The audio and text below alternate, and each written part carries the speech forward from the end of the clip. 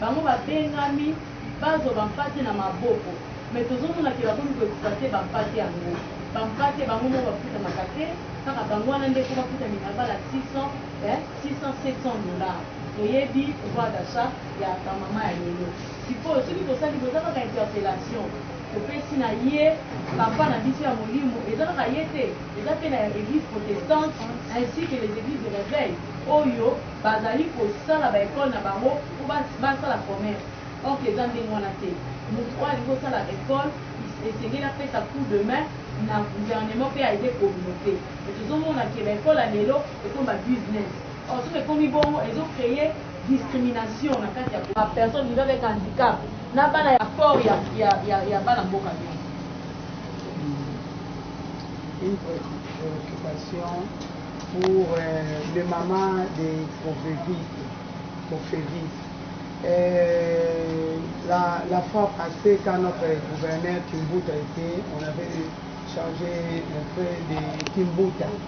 Et pour les mamans, les femmes et les femmes des Cofévis, quand ça va répéter avec le nouveau gouverneur de Kinshasa, bon, que ferez-vous? C'est ça ma question. Merci Madame Berata. Nous allons plutôt mener les actions sur le terrain. Nous serons dans les marchés, nous serons partout pour faire entendre notre voix. Parce que la femme ne peut pas continuer à être exploitée. En même temps, son mari n'est pas payé. Peut-être qu'elle-même aussi, elle a un niveau, mais elle ne sait pas travailler parce que le travail ne rend pas une rémunération capable de pouvoir supporter les charges de la maison. Elle est obligée d'aller au marché. Et là où elle est au marché, elle va sur des poubelles. Donc partout, elle a des problèmes à tous les niveaux. Nous allons mener les actions ensemble avec toutes les femmes qui sont, qui utilisent le même comportement.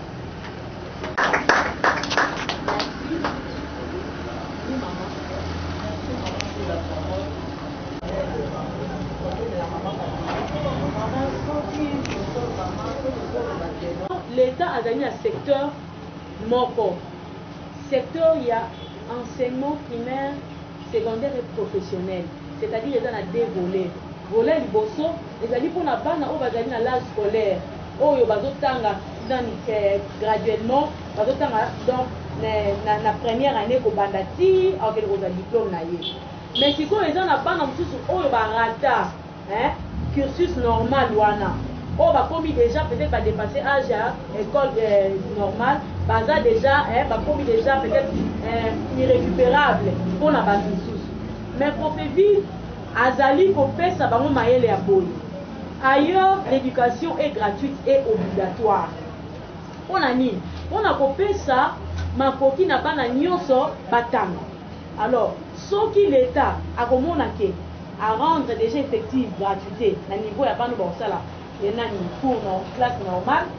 Et il y a raté déjà. Il y a un gouvernement dans le secteur, il y a un ministère, il y a enseignement professionnel.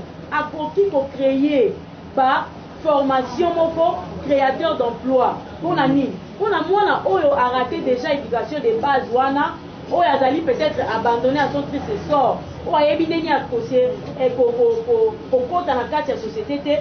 Le gouvernement peut contraindre bana wana ba jeune wana na ba formation moko obligatoire on a ce qui va ici ba donner la possibilité de faciliter ya ko se créer un emploi donc na sens wana ndé parce que dans la carte il y a mission ya ko fait vite aider le gouvernement à créer des formations de base afin d'insérer et de récupérer les jeunes na sens wana ba formation. Donc, ils ont l'opacité. Ce qui gouvernement a dit que la volonté à cause de la formation, va créer une salle. On a un lobby par rapport à l'action à mener. C'est que nous, nous préconisons. Mais là, action ya liboso oyo tokoki kosala ezali nini soki toyoki baenseignant balance grève yo mama il faut yeba ke enseignant soki atangisi soki azotangisa mwana ngai kaza na bakondition malamu te soki mwana na ngai akozala mpe malamu te eza na baenseignant ebele oyo basi badepasse âge ya retraite bakomi déjà na ba 65 ans 70 ans enseignant wana azali na baformation continuité po ke azwaka baméthodologie ya sika baméthode ya sika aramene yango po apesa bana baenseignant wana basi balembi bazasi na kapasité otangisa te soki aye alali na ye aza na nzala mpe alembi alali mateya oyo falaka te apesa mokolo wana akopesa mo malamu mais yo ozofutaki minerval yo koyeba te nini ezoleka kuna na suka apesi kaka mo exercice mwana mpe aye na ndako bapesi so devoir yo koyeba te d'abord il faut toluka ke gouvernement azwa effectivement charge ya baenseignant ya balakisi soki toyiki na balance grève bomba mwana na yo na ndako soki otindi na classe yebaka mpe kosalaka pere kosala kofutaka no minerval ya pamba mpo na nini minerval ezali peut-être $50 na année mobimba yo ofutino kaka $20 mwana po azwa mate ya pendant 222 jours yo ya yo babengani ye mwa ya liboso 5 fois babengani ye mwa ya mibale 5 fois déjà dans la retard ya 10 jours babengani ye mwa ya misatu 5 fois c'est-à-dire que au lieu aza na 222 jours azali na moins de 222 jours là yo oyo kosolde minerval ye akokende kozala évaluer oyo babengi examen ya fin de l'année sur base ya quelle matière oyo azwaki po yo kofuta minerval osilisi nyongo mais mwana est-ce que azwi matière ya nyonso azwi te nyonso wana ezali causé par quoi par la prise en charge des enseignants par les parents yango wana tobozomona lobi bakoloba ke bana na biso bazali incompétent bakozela biso bapaya baye kokamba mboka bana biso bazokoma bafununa parce que baza na mateya nyonso te yango wana biso bamama ndeko balobaka ke éduquer il faut éduquer toute une nation nous devons éduquer cette nation par quoi à travers nos actions na wenze tokotambola à partir ya lobi nazokoinvite bao nyonso baza na temps tokosala na wenze ya gambela tokokomela gouverneur mercredi toza na baaction mpona koaccompagner baenseignant il faut tozala na collaboration étroite na baenseignant parce que bango nde bazokoencadre biso bana mbongo tofutaka wana ezalaka mbongo mpo bafuta balakisi baza na condition ya bien mais bazwaka yango te eza mpona bagestionnaire ya baekole baofuta bango mwa mbongo ya mokie enseignant azosouffrir mwa atangisa bana na ye eza te sikoyo oyebisanga enseignant na mwana ake classe te ya ye otindeli atangisa akotangise malamu akotangise malamu te yango mama fo alamuka soki oyoki balance grève bomba mwana o na ndako Cofevide ezali structure moko na kati ya synergie ya baenseignant ya RDC ya EPSP yango wana tozwaka mayele oyo epa balakisi obaki fo tovanda na bango pene tozwaka makambo bango bazosenga lokola mbela mpo toyaka koyebisa baparent bayeba nini oyo tokosala mpo na mikolo oyo ezali koya soki mpe totie makelele te chef de l'état akomona importance ya effectivité ya gratuité te yango wana fo tobanda baaction mpo topema tolembi na kobimisaka bambongo me bana na biso bazozwaka mayele te c'est ça. Je voulais simplement sensibilisation. Pour sensibiliser la maman. La carte à groupe n'a vu non crier fort pour la gratuité. Il n'y a pas de problème. Mais vraiment, ma maman, nous vous félicitons. Je crois que vous allez. Saisis cette opportunité pour faire notre plaidoyer en faveur des parents et de nos enfants qui doivent bénéficier d'un enseignement public de qualité pour l'année scolaire prochaine.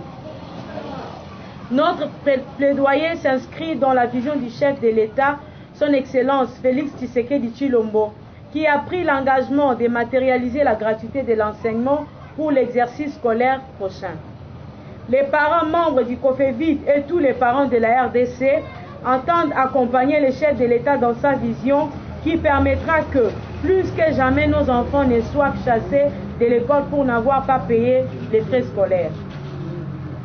Qu'il soit rappelé à l'attention de l'opinion que le système de prise en charge des enseignants par les parents comme mode de gestion et de fonctionnement des écoles a été instauré depuis 1993. Jour pour jour, il totalise aujourd'hui 26 ans.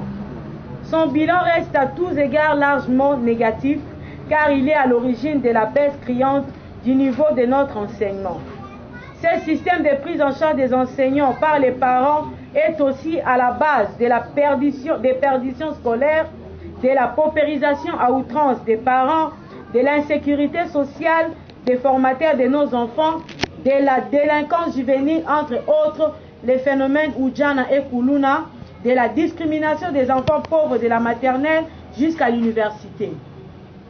Fort de ces constats négatifs, l'Église catholique, à la base de ce système, en 1993, s'est ressaisie en 2004 par la Conférence épiscopale nationale du Congo, CENCO,